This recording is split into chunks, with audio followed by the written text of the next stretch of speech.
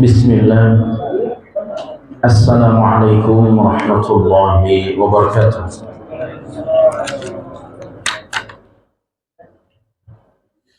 Alhamdulillahi rabbil alamin. Wassalatu wassalamu ala nabiyyina Muhammadin wa ala alihi wa ashabihi ajma'in, amma ba'du. Jamaah salat maghrib Masjid Mutmainnah yang Allah muliakan, alhamdulillah kita bersyukur kepada Allah Subhanahu wa taala. Pada malam hari ini kita kembali duduk di rumah Allah Subhanahu wa taala yang merupakan taman surga, ya. Raudhatun min riyadil jannah. Dia disebut taman surga menyandingkan dengan taman surga yang ada di Masjid Nabawi, Raudhah, ya. Kemudian yang kedua, disebut dengan taman surga karena seolah-olah amalan yang dikerjakan di dalamnya akan menghantarkan orang ke surga. Maka majelis ilmu, jika kita sama-sama ikhlas, ini adalah sebab yang sangat besar untuk memasukkan kita ke surga Allah Subhanahu wa taala. Kemudian yang ketiga, disebut taman surga karena taman itu tempat orang mencari ketenangan, ya, mencari kedamaian. Maka di taman surga, yakni majelis ilmu, orang merasa tenang, ya, paling tidak problem-problem hidup. Tadi siang sepekan ini dengan kita duduk di majelis ilmu ini, insya Allah sesaat terlupakan, dan mudah-mudahan setiap masalah yang kita hadapi diberikan solusi terbaik oleh Allah Subhanahu wa taala. Bapak Ibu yang Allah muliakan, pertemuan terakhir kita membahas tentang menggunakan satu waktu untuk melaksanakan lebih dari satu ibadah. Bab ke-32. Pada hari ini kita masuk pada bab ke-33, yakni bab berzikir kepada Allah Subhanahu wa taala di setiap saat. Halaman 252. Halaman 252. Bapak Ibu yang Allah muliakan, kenapa kita disuruh untuk senantiasa berzikir, ya, kepada Allah Subhanahu wa taala? Di sini disebutkan beberapa alasan, ya. Tapi di antaranya, ya, sebelum masuk ke nomor 1, poin 1, kita disuruh senantiasa berzikir karena dia sifat orang beriman, ya. Banyak berzikir itu sifat orang beriman. Sementara malas berzikir itu sifatnya orang munafik, ya. Maka Allah katakan dalam Quran surah An-Nisa, innal munafiqina yukhadi'unallah. Orang-orang munafik itu kerjaannya nipu Allah, Bapak Ibu. Itu orang munafik. Tapi tipuan mereka tidak berguna, tidak akan mempan.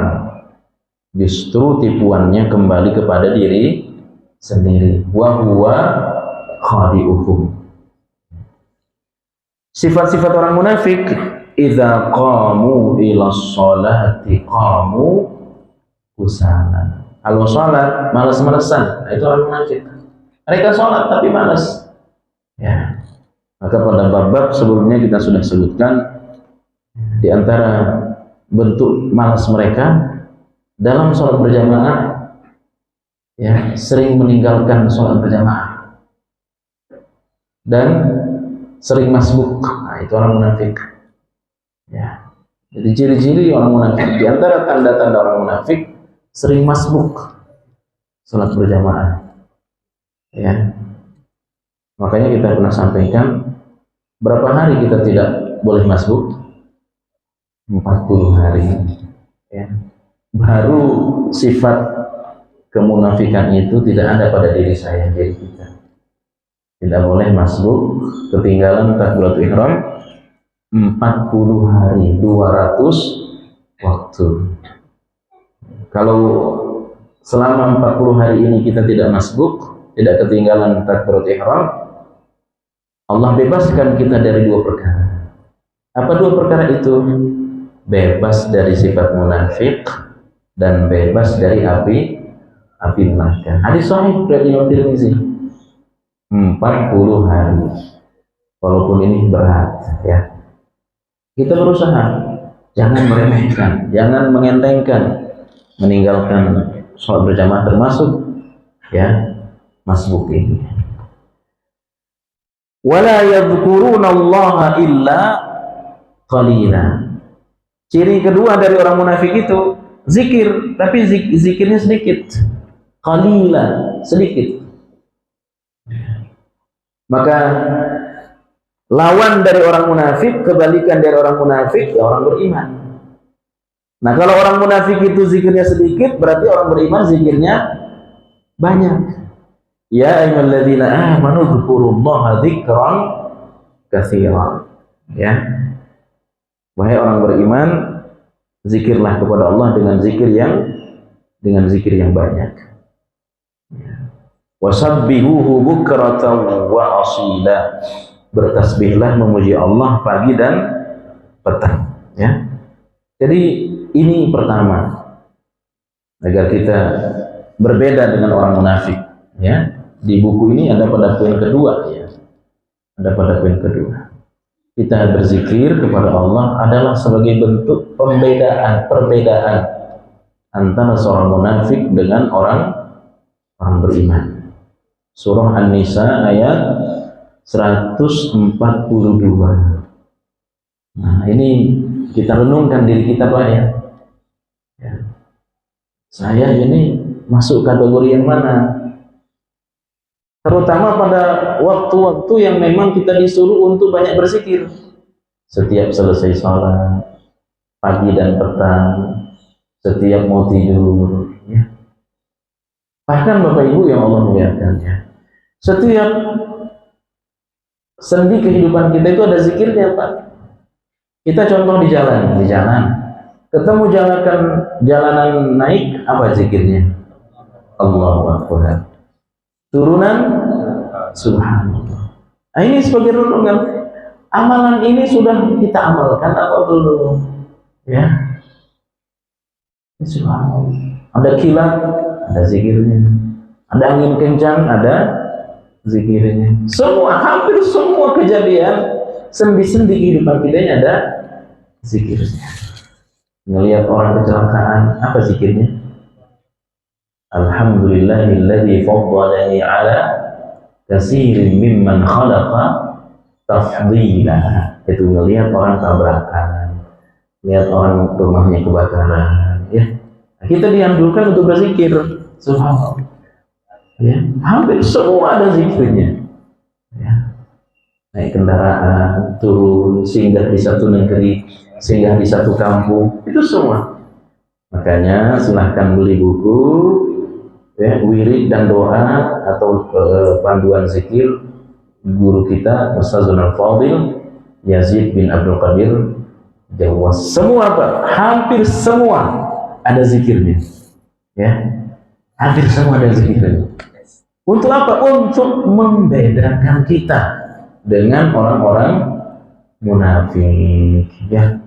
Contoh lagi, Pak, ngelihat teman pakai baju baru, ada zikirnya, Pak. Apa zikirnya, Pak?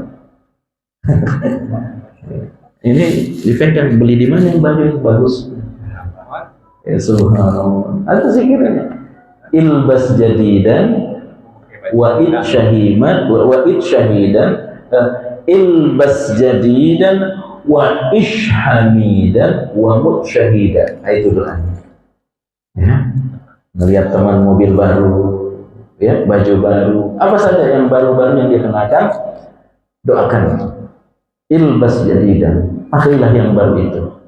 Wa ishhamidan, hiduplah mulia dengan yang baru itu, wa mut syahida, semoga engkau mati syahid, ya. Subhanallah.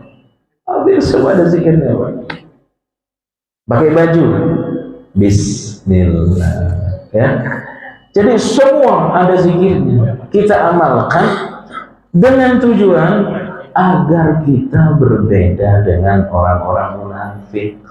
Karena orang munafik itu malas zikir, sementara orang beriman mestinya zikirnya banyak. Contoh, kita ketemu 2 waktu, pagi dan petang hari ini.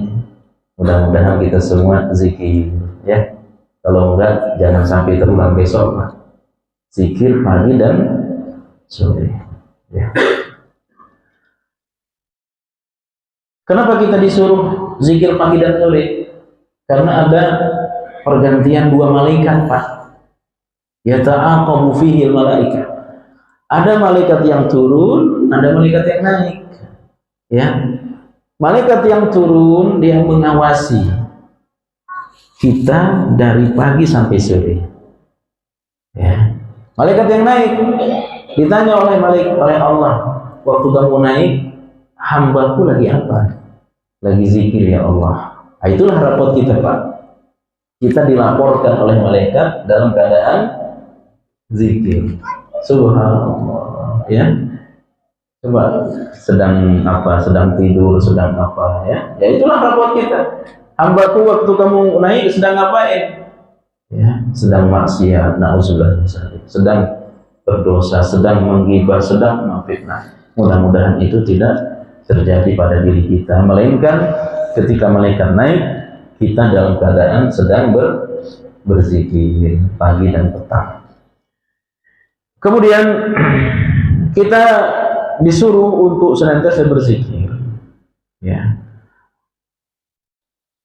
Di antara tanda besar orang meninggal dalam keadaan husnul khatimah itu meninggal dalam keadaan berzikir, ya. Tanda besar, tanda nyata bahwa orang meninggal dalam keadaan husnul khatimah, dia berzikir kepada Allah.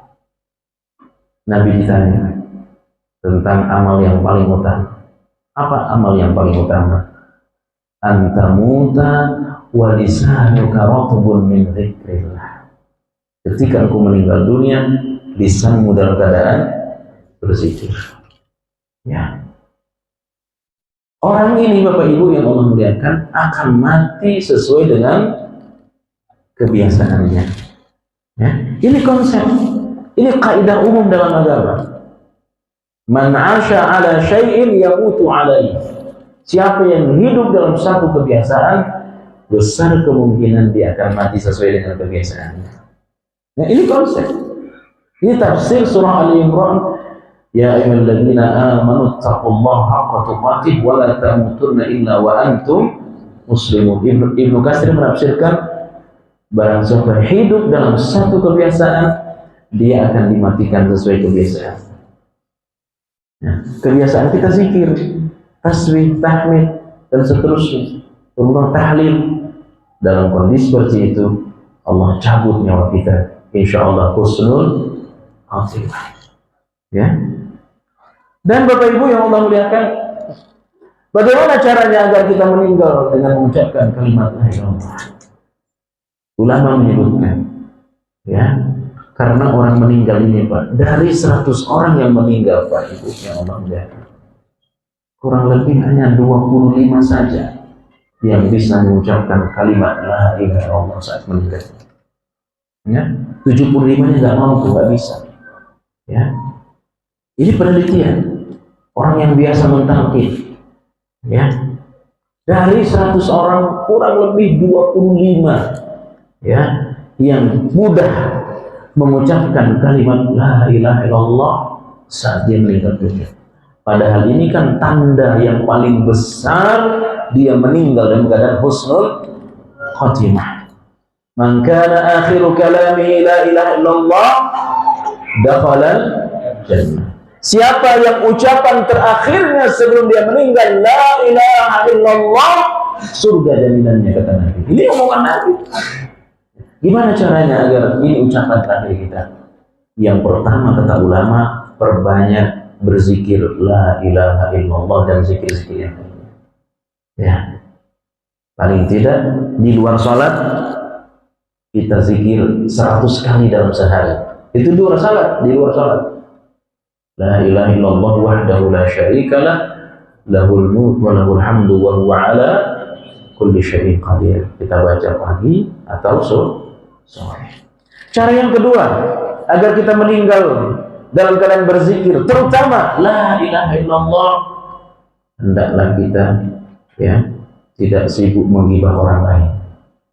Ya, barang siapa kata ulama, Pak, yang lidahnya ini ringan menceritakan orang, mudah membicarakan orang, maka Allah akan perberat lidahnya untuk mengucapkan la ilaha illallah saat dia meninggal dunia.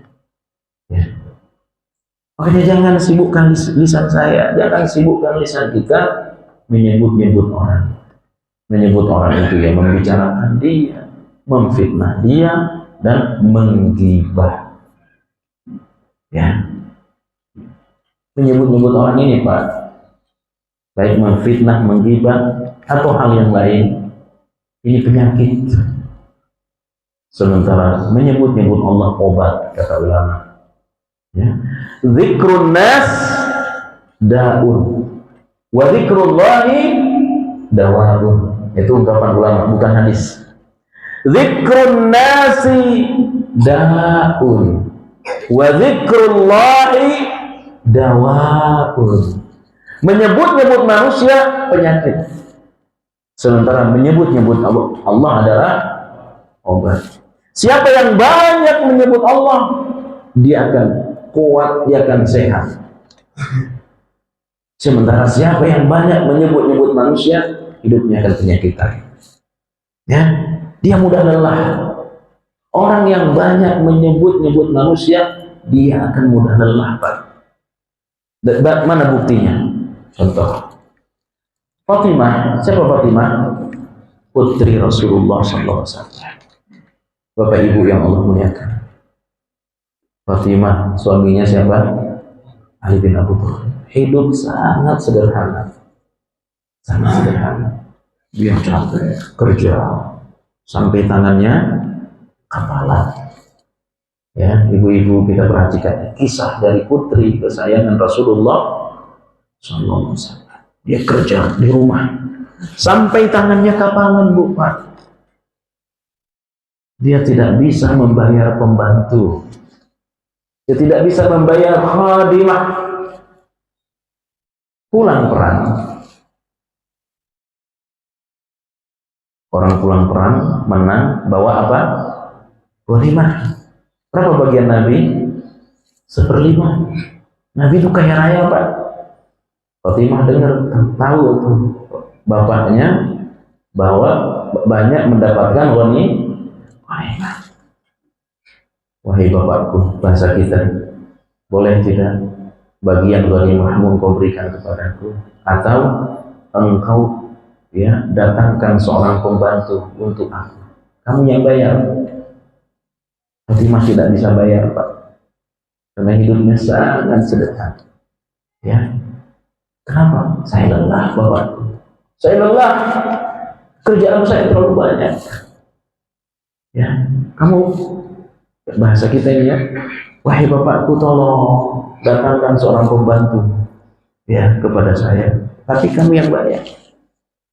Tidak dipenuhi oleh Nabi, Pak, karena ghanimah itu justru banyak dibagi oleh Nabi kepada orang-orang yang baru masuk Islam. Ya, banyak dikasih kepada orang-orang yang baru masuk Islam. Apa solusi Nabi kepada anak tercintanya, kepada anak kesayangannya? Kamu mau nggak saya kasih sesuatu yang lebih hebat, sesuatu yang lebih baik dari khadimah, dari pembantu? Mau ya Rasul? Mau, wahai bapakku. Apa itu? Jangan tinggalkan setiap sebelum tidur tasbih 33, tahmid 33, takbir 34 kali. Setiap sebelum tidur, setiap malam. Itu lebih baik dari pembantu. baca rutin, dibaca oleh Fatimah secara rutin, dia tidak lelah lagi. Kerjanya sama. Sebelum beliau mendapatkan doa zikir dari Nabi, dengan sesudah mendapatkan doa, kerjaannya sama. Tadinya beliau mudah lelah, setelah rutin membaca apa yang diajarkan oleh bapaknya, beliau tidak lagi mudah lelah. Apa artinya? Bahwa zikir ini menguatkan kita, ya. Dia obat. Sementara menyebut-nyebut manusia, orang akan mudah lelah, ya. Ini konsep hidup, Pak. Siapa? Bedakan saja, coba bedakan. Dari, mohon maaf, dari yang agak jarang zikir pagi sore, sekarang bedakan, rutinkan sebulan, jangan ditinggal zikir pagi sore sebulan.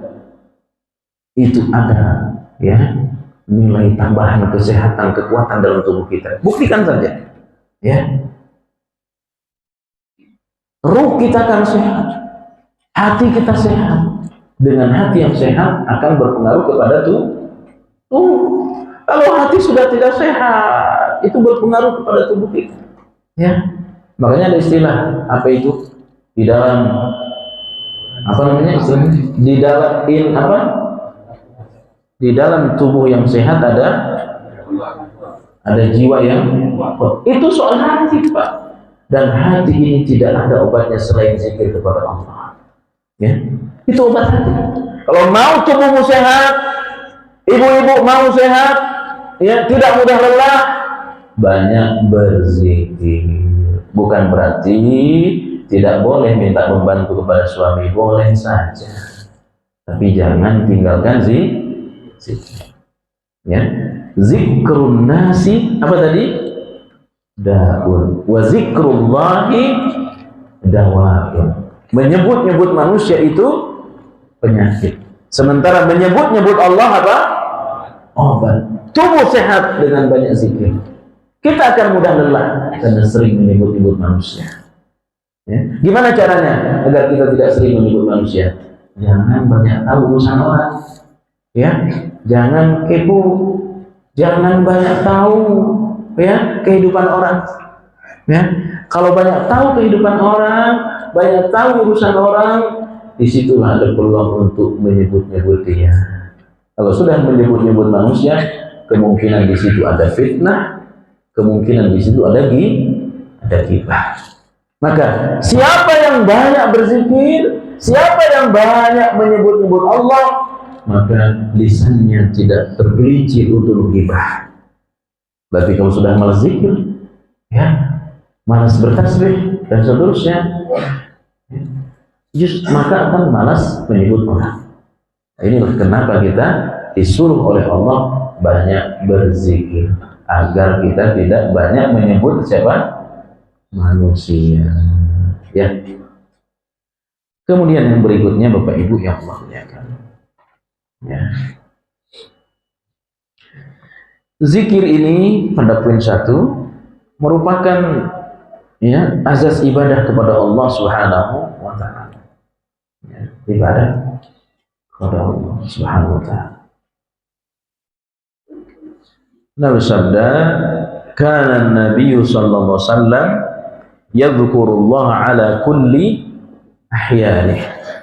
Adalah Rasulullah sallallahu alaihi wasallam senantiasa berzikir kepada Allah di setiap saat oleh zikir, ya.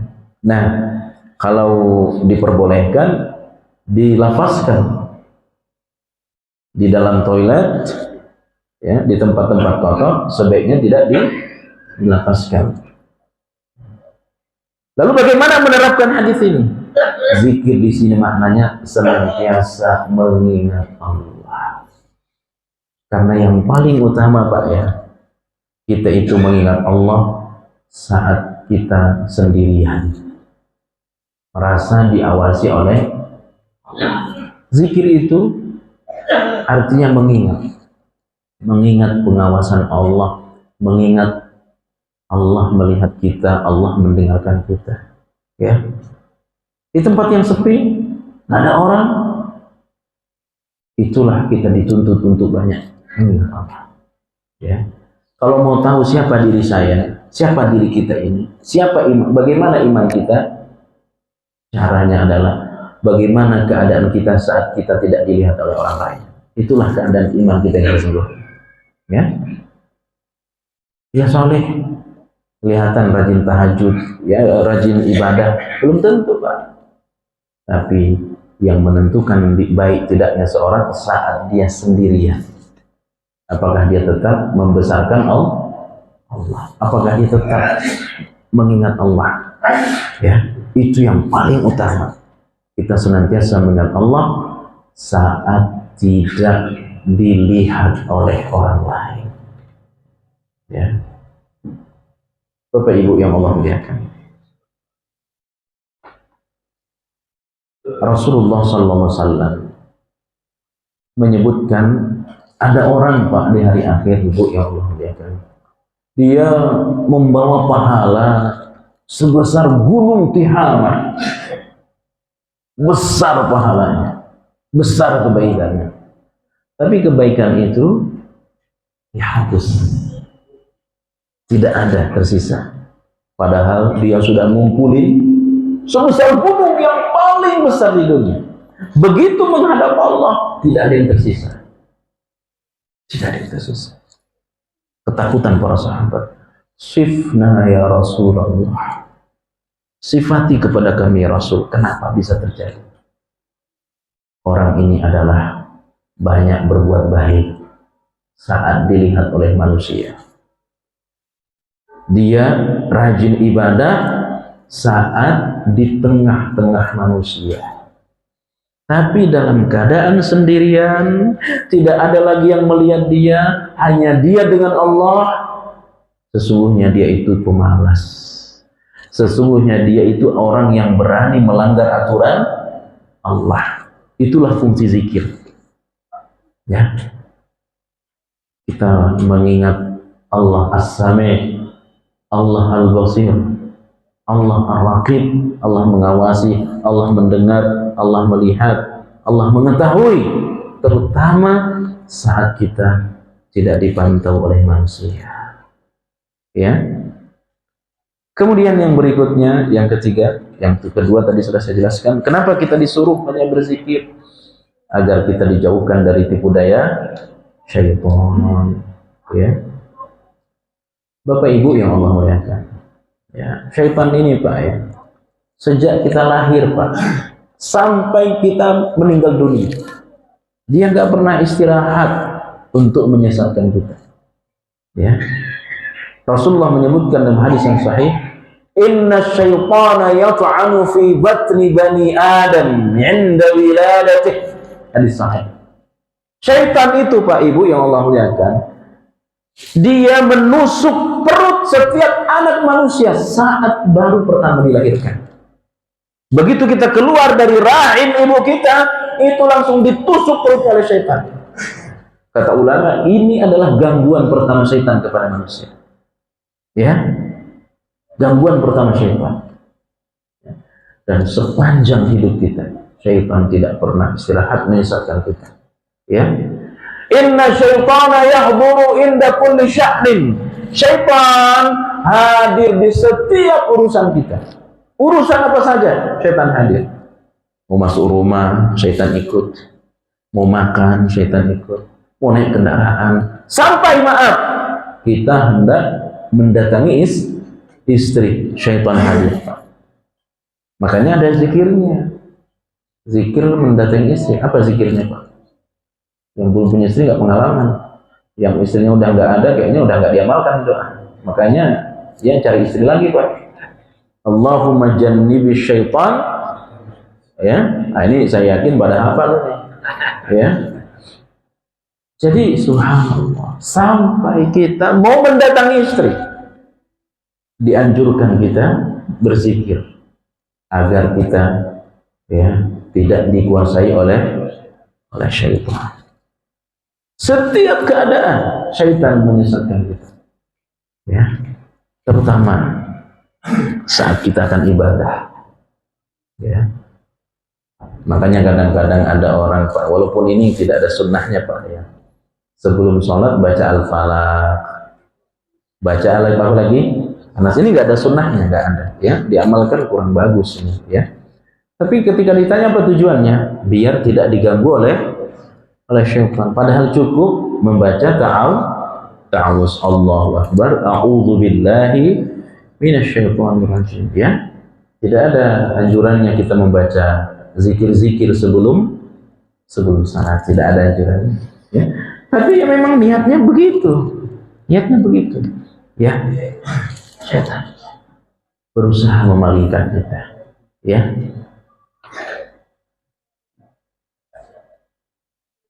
Syaitan mengotori hati kita agar kita ini ibadah bukan karena Allah ya.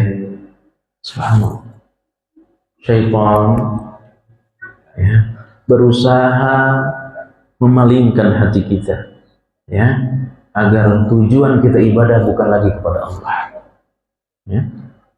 Coba bayangkan, kita haji, kita umroh, kita sedekah, kita sholat malam, kalau bukan karena Allah, apa artinya ya?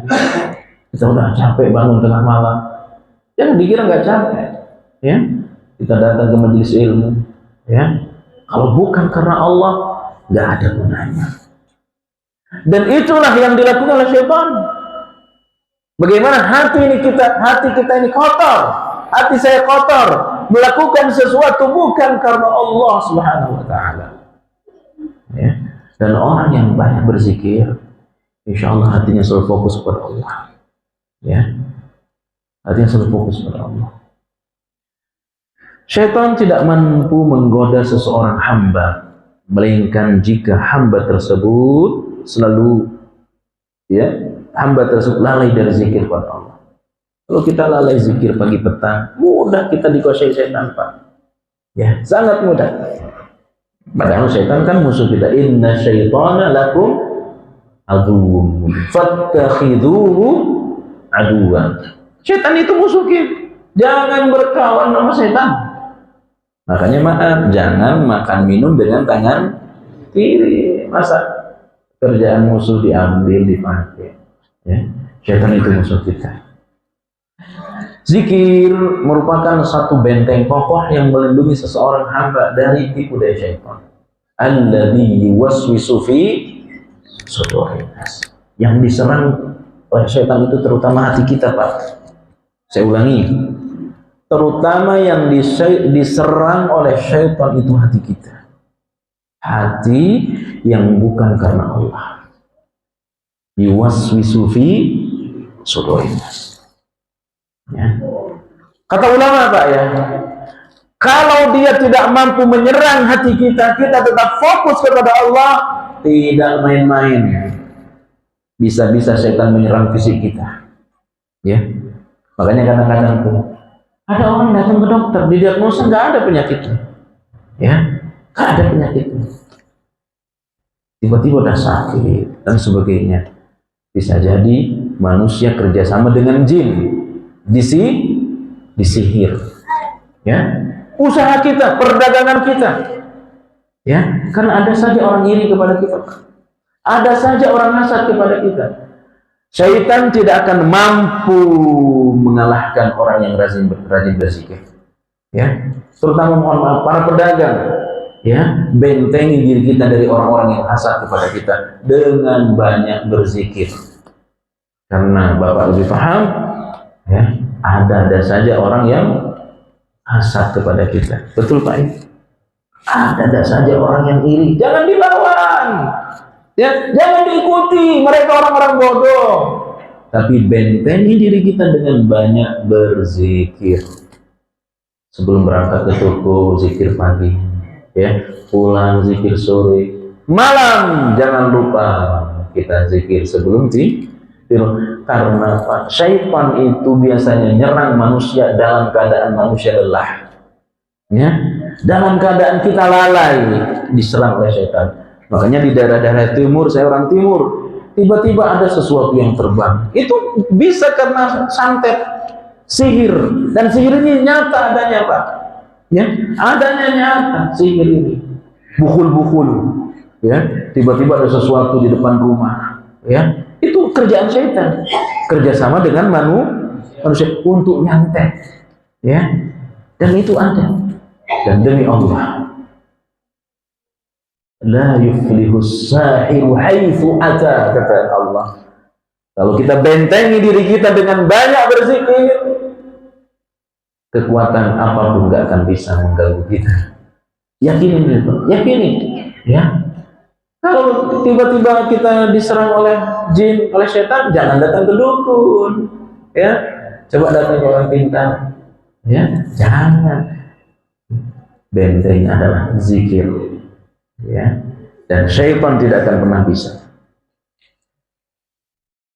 Diriwayatkan dari sahabat Al-Harits Al-Asy'ari radhiyallahu anhu, ia berkata, Rasulullah sallallahu alaihi wasallam bersabda, sungguh Allah telah memerintahkan kepada Yahya bin Zakaria dengan 5 kalimat supaya ia mengamalkannya dan supaya ia memerintahkan Bani Israel untuk mengamalkannya. Di antara kalimat tersebut adalah wa amurukum an tadhkurullah fa inna mathala dhalika kamathali rajulin kharaja al-adu fi atharihi sira'a hatta idza ata ala hisnin hasilin fa ahdhara nafsahu minhum kadzalika al-'abdu la yuhrizu nafsahu minasyaitani illa bidzikrillah. Dari 5 yang dinasihatkan, yang diwasiatkan oleh Yahya bin Zakaria, di antara adalah aku memerintahkan kalian supaya berzikir kepada Allah. Karena perumpamaan zikir kepada Allah adalah seperti seorang laki-laki yang dikejar musuh-musuhnya. Perhatikan. Perumpamaan zikir kepada Allah Subhanahu wa taala seperti seorang laki-laki yang dikejar oleh musuh-musuhnya dengan sangat cepat di belakangnya. Ya. Hingga sampailah ia ke dalam suatu benteng yang kokoh. Dan benteng itu melindungi darinya dari mereka. Dari orang yang ngejar tadi. Ya. Ini ada orang-orang yang mengejar. Ya. Dan kita akan cepat sampai ke benteng yang dituju. Ya. Dengan apa itu? Dengan banyak berzikir. Ya. Demikian pula halnya seorang hamba yang tidak akan dapat melindungi dirinya dari syaitan, melainkan dengan berzikir kepada Allah. Syaitan ini luar biasa, Pak. Ya. Dia tidak akan pernah istirahat nyesatin kita. Terutama kapan? Terutama saat kita akan meninggal dunia. Orang yang akan meninggal dunia itu, Pak, berat. Ya. Terutama pendosa. Surah Al-Ahzab, Surah Al-Anfal, ya, pendosa itu, Pak, ya, kalau saat dia meninggal di dunia itu dia dipukul oleh malaikat, dipukul wajahnya, dipukul punggungnya, ya, itu Allah katakan Surah Al-Ahzab, Surah Al-Anfal. Yang kedua, orang yang akan meninggal dunia itu dikepung oleh syaitan, dikepung oleh syaitan. Ngapain syaitan ngepung? Memberatkan lisan kita, sehingga kita tidak bisa mengucapkan kalimat la ilaha illallah. Itu target setan. Waktu kita hidup sehat, setan nggak mampu nyesatin kita, tapi dia tidak akan menyia-nyiakan kesempatan terakhirnya untuk menyesatkan manusia. Maka dikepung oleh setan. Kalau nggak percaya, coba Bapak meninggal duluan, ya. Orang mau meninggal dikepung oleh setan. Selain yang ngepung, malaikat pencabut nyawa. Ya, orang ini kok berat, orang ini kok sakit. Ya. Tapi orang yang banyak berzikir, sebanyak apapun setan mengepung dia nggak bakal bisa. Ya. Target setan apa tadi? Memberatkan lisan kita agar kita tidak mengucapkan apa? La ilaha illallah. Ya. Karena setan tahu orang yang mengucapkan Allah surga.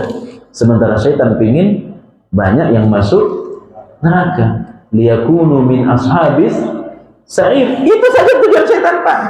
Ya, satu saja tujuan setan. Bagaimana manusia ini banyak yang masuk neraka menjadi teman setan. Kalau dia tidak mampu mengepung kita, menguasai kita sepanjang hidup kita, dia syaitan akan berusaha pada kesempatan terakhir. Kapan itu? Saat akan meninggal dunia. Tapi demi Allah, ini jaminan dari Allah, orang yang banyak berzikir tidak akan bisa dikuasai oleh setan. Ya, makanya Bapak Ibu, nasihat buat saya, nasihat buat kita. Apalagi zaman sekarang ini Pak, luar biasa Pak, ya, waktu kita ini habis dengan hal-hal yang tidak bermanfaat, ya. Semakin banyak teman, semakin banyak grup WhatsApp, ya, semakin banyak waktu terkuras untuk Allah, ya. Semakin banyak kenalan kita, semakin banyak grup di HP kita, semakin banyak waktu kita bukan untuk Allah, ya. Itulah setan manfaatnya, ya. Bapak Ibu yang Allah muliakan. Jadi ini udah azan ya, azan dulu ya.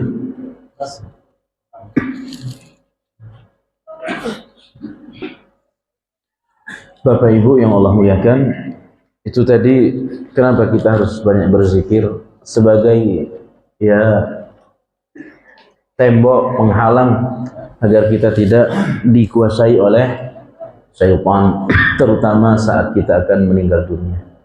Kemudian berikutnya, kita berzikir, banyak berzikir sebagai kunci kebahagiaan. Kemudian yang berikutnya, zikir ini harus terus menerus, ya.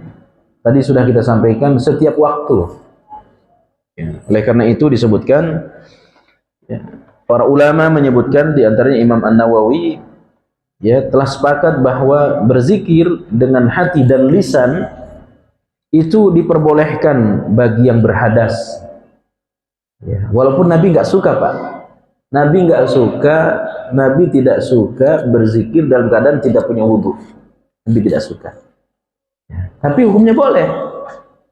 Jadi pernah Nabi SAW berwudhu, tiba-tiba ada sahabat yang ngucapin salam, Assalamualaikum ya Rasulullah. Nabi nggak jawab, ya. Itu kata ulama maknanya bisa, yang pertama, Nabi tidak menjawab karena khawatir merusak konsentrasi saat wudhu.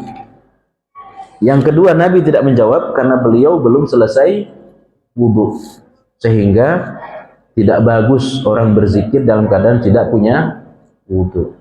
Walaupun boleh, ya, bolehnya orang berzikir dengan hati dan lisan, terutama dengan lisannya. Kalau dengan hati ya kapan saja. Dengan hati dan lisan bagi orang yang sedang berhadas, artinya orang tidak punya wudhu, dalam keadaan junub, ya, dalam keadaan junub boleh. Wanita yang sedang haid atau nifas, ya, misalnya dengan mengucapkan tasbih, tahmid, takbir, tahlil, bersalawat, kecuali, ya, dalam hal membaca Al-Quran, apalagi memegang, ya, mushaf, ya, itu harus dihindari, ya, jangan, ya. Kemudian yang berikutnya, kenapa kita harus banyak mengingat Allah, banyak berzikir agar kita diingat oleh Allah, Pak, ya. Kamu dapat salam dari siapa? Disebut orang hebat, ya, disebut orang hebat. Itu naluri kalau kita senang. Ternyata dia masih ingat saya. Oh, dia ingat saya ya. Iya, kamu diingat, kamu diceritain, ya. Subhanallah. Apalagi yang ingat kita Allah, ya. Tiba-tiba Bapak, ya, diingat, ditelepon ke Hambalang, senang nggak Pak? Ya, ditelepon mau jadi menteri, kira-kira saya manusiawi kalau senang, itu manusiawi, ya.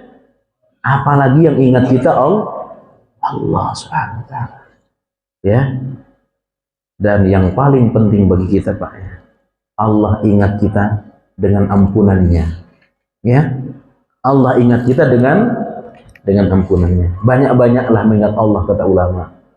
Berharap Allah ingat kamu dengan ampunannya, ya. Perbanyaklah tasbih, perbanyaklah beristighfar di jalan, di pasar, di rumah, di toko, di mana saja. Karena engkau tidak pernah tahu kapan Allah turunkan ampunannya untuk kamu, kata ulama. Ya, perbanyak saja istighfar. Dari rumah ke toko, ke kantor, di pasar, berbanyak istighfar, berbanyak mohon ampun, berbanyak berzikir. Karena kita ini tidak pernah tahu, Pak, kapan ampunan Allah dia berikan kepada kita. Kita tidak pernah tahu. Ya, makanya kita banyak berzikir agar kita diingat oleh Allah. Fadhkuruni azkurukum. Ingat-ingatlah aku, maka aku pun akan ingat kepada kalian. Ya, kepada kalian orang yang banyak zikir. Washkuruli wala takfurun. Ya, bersyukurlah kepadaku, jangan kalian kufur, ya. Dan ini, Pak, tidak bisa kecuali orang yang ditolong oleh Allah. Makanya apa? Allahumma a'inni ala dzikrika wa syukrika wa husni ibadatika. Orang yang banyak berzikir, ibadahnya akan bagus. Ya, ibadahnya akan bagus. Kalau orang malas zikir, itu pun berpengaruh kepada ibadah. Makanya ditutup oleh Nabi, wa husni ibadatik. Bagaimana caranya agar kita bagus dalam ibadah? Ya banyak zikir dulu. Ya, doa ini sunnah dibaca setiap sesudah sholat. Sebagian ulama mengatakan dibaca sebelum salam. Ya, Allahumma a'inni ala dzikrika wa syukrika wa husni ibadatik. Yang berikutnya, berzikir kepada Allah, terutama yang kaitannya dengan ada lafaz, itu sebaiknya diikuti dengan hati. Ya, diikuti dengan hati. Jangan sampai kita berzikir melafazkan tapi hati kita tidak kepada Allah. Maka zikirlah dengan hati. Ya. Nah, gimana caranya agar kita bisa zikir dengan hati? Nah, ini kadang konsepnya disebutkan oleh Allah dalam surah Al-A'raf 205, surah ke-7 205. Bagaimana caranya agar kita bisa menikmati zikir? Yang zikir itu dari hati. Wadhkur rabbak fi nafsik tadarruan, dengan penuh ketundukan, wa khifatan, dengan penuh rasa takut, wa dunal jahri, dan zikir itu nggak usah dikerasin, ya, nggak usah dikerasin. Minal qawli, dari ucapan, ya. Zikir itu mesti pelan-pelan, ya, sambil dihayati maknanya. Astagfirullah, pelan-pelan, ya, sambil direnungkan apa sih makna istighfar itu. La ilaha illallah. Tapi kalau cepat, ya, nggak bisa dinikmati, Pak. Jadi jangan mengejar angkanya, ya, tapi mengejar penghayatannya, ya. Kalau yang sudah ditentukan angkanya, jangan kurang, jangan lebih. Misalkan astagfirullah pagi 100 kali. Ya. Tapi karena merasa banyak, akhirnya cepat-cepat, jangan, ya, pelan-pelan, penuh ketundukan, dan tidak usah dikeraskan, ya. Kenapa? Kata ulama, Pak, zikir dengan pelan, zikir dengan suara lirih, itu akan mudah kita hayati. Tanpa sadar tiba-tiba kita sudah menangis, ya. Nangis dorongan iman, bukan nangis dorongan keadaan. Bedakan. Ada yang menangis karena iman, ada yang menangis karena keadaan, ya. Ada imam suaranya bagus suaranya, nangis, ya. Bisa karena dorongan iman, bisa karena keadaan terbawa oleh suara imam. Padahal yang dibaca ayat tentang utang, ya. Kenapa bagus suaranya? Nah, saya menangis, ya. Jadi orang bisa menangis itu karena dorongan iman. Dan dorongan iman tidak bisa kecuali dengan kita penghayatan, ya. Zikir mesti dihayati, ya, direnungkan, dan itu mesti pelan-pelan, tidak usah dikeraskan, ya, kecuali dalam rangka taklim, dalam rangka pembelajaran. Saya kepada para santri biasa, ya, saya bawa buku zikir Ustadz Yazid, ya, bawa pulang, ya. Setiap sesudah sholat saya tunjuk seorang santri untuk baca zikir, nanti diikuti untuk pembelajaran. Nanti kalau sudah hafal, zikir sendiri, pelan-pelan, tidak usah dikeraskan, ya. Karena zikir itu sekali lagi tidak cukup dengan lisan, tapi juga harus diikuti dengan hati. Jangan sampai kita zikir banyak, tapi hatinya ke kue, hatinya ke berkat, ya. Akhirnya zikirnya cepat-cepat, khawatir tidak kebagian berkat, ya. Jadi saudara, Bapak Ibu yang Allah muliakan, zikirlah dengan hati. Ya, ini yang sangat penting. Saya kira cukup kajian kita. Insyaallah kita sambung pada pertemuan mendatang pada bab ke-34, merenungi nikmat Allah Subhanahu wa taala. Mungkin ada yang ingin ditanya, disilakan. Masih ada waktu, monggo. Assalamualaikum warahmatullahi wabarakatuh.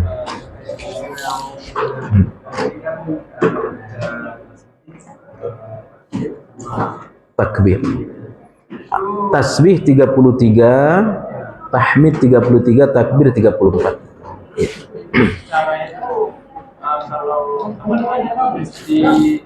berurutan kayak Berurutan. berurutan. Yang duluan yang mana? Tasbih, tahmid, takbir. Karena begitu yang Nabi ajarkan. Ya. Karena saya baca riwayat sebelumnya Allah Akbar, terus Saya nggak tahu. Kalau ada dalilnya boleh ya nanti ya. Tapi begitu yang Nabi ajarkan. Tasbih 33, tahmid 33, takbir 34. Ya. Ada yang lain silahkan. Tidak ada, cukup? Ya. Ibu-ibu ada pertanyaan? Pak Heri, nggak ada pertanyaan? Nggak ada? Cukup. Demikian kajian kita. Tolong doa tadi yang belum hafal dihafalkan Pak Ibu ya. Tapi saya yakin sih sudah banyak yang hafal. Tapi sebaiknya saya pandu, mudah-mudahan yang belum hafal bisa melekat ya. Allahumma a'inni ala zikrika wa syukrika wa husni ibadatika. Allahumma a'inni ala zikrika wa syukrika wa husni ibadatika. Allahumma a'inni ala zikrika wa syukrika wa husni ibadatika. Dibaca setiap selesai sholat ya, dibaca setiap sesudah selesai. Barakallahu fikum, mudah-mudahan bermanfaat apa yang kita sampaikan. Yang sakit diantara kita mudah-mudahan sakitnya diangkat oleh Allah Subhanahu wa taala. Para pedagang di antara kita mudah-mudahan perdagangannya dilancarkan dan diberkahi oleh Allah SWT. Dan yang meninggal saudaranya, keluarganya, mudah-mudahan kubur mereka Allah jadikan taman dari taman surga. Mudah-mudahan kita istiqomah dan insya Allah kita nanti meninggal bisa mengucapkan kalimat la ilaha illallah. Mohon banyak maaf.